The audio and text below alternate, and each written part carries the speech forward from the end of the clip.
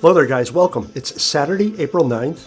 My name is Dave Coker. This is Talking About Finance. And let's start out as we always do by looking at the stock market for the past week. S&P 500 finished down about 1.27% on the week. It's down about 5.8% year to date. We'll have more to say about that a little bit later.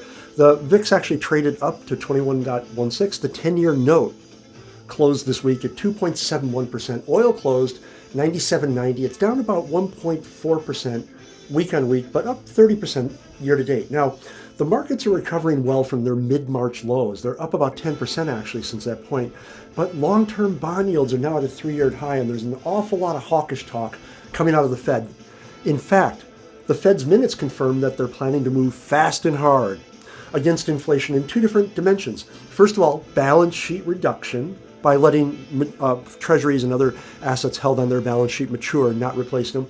And they're going to increase interest rates. So we're looking at one or more 50 basis point rate hikes. Keep in mind the Fed hasn't raised 50 basis points in one go since 2000 actually. So it's been a long time. We're not sure how the markets are going to react, and there's an awful lot of people out there who have never seen this happen that are in the markets now. So really fascinating time. CPI, we know, is likely to print above 8% in April. Unemployment tracking at 3.6%. The bond market's already pricing in a 50 basis point hike. So maybe, just maybe, equities can recover and focus on the good in the U.S. economy. We don't see a recession this year, but definitely growth is going to slow as a reaction to the Fed's actions. So I'm fully invested, and I've shared with you before, this is a really unusual time for me because I usually have a fair amount of liquidity sitting about just waiting for stuff to happen so I can buy at a discount. But I'm very nervous about inflation and other stuff, so I'm fully invested. I'm staying in. Although all my stocks, guys, this is something you have to keep in mind. All my stocks, with the exception of gold and silver ETFs, pay dividends. So I am share price indifferent. I don't care about the share price. All I care about is the dividend. And as long as that dividend's getting paid, I don't care. I like to own the stock. I've also, to protect against inflation, as you know, I got very, very large positions in gold and silver, and I've actually started buying art again. And I buy Bitcoin and other cryptos every week, but I started buying Bitcoin every week, art every week as a hedge against inflation. I owned and operated 2 art galleries in Manhattan in the 1980s, so I know that space pretty well. And yes, inflation hedge without a doubt.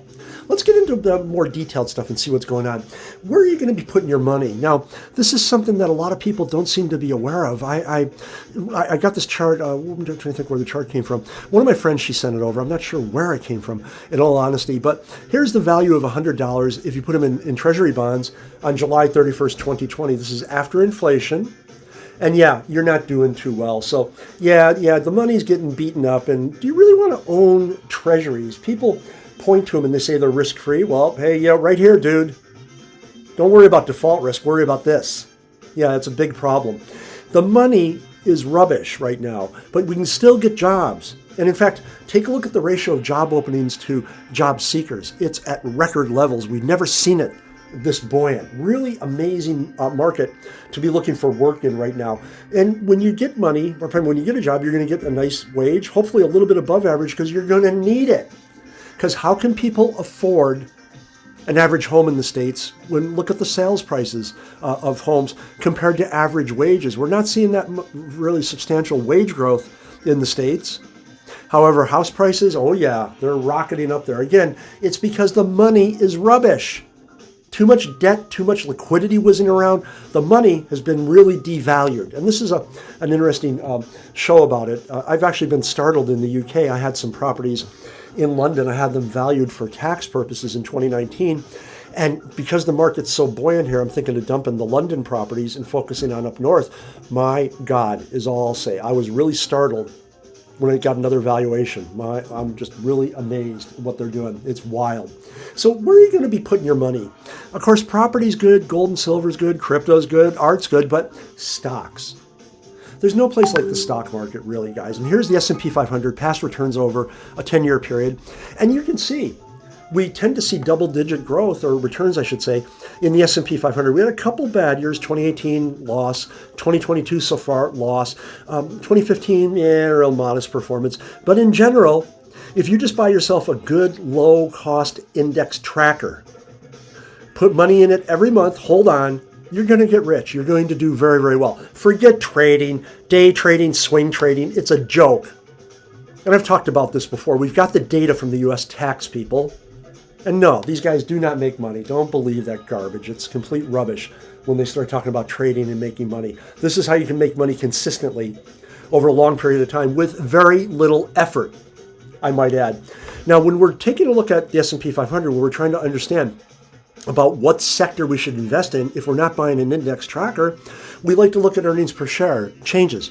I've got this chart where I've broken down for the 11 sectors of the S&P 500. I've broken down earnings per share changes for Q1 2022. Energy, the clear winner, followed by real estate and information technology. Losers, we've got industrials, consumer discretionary, and consumer services. All this stuff is on the losing side.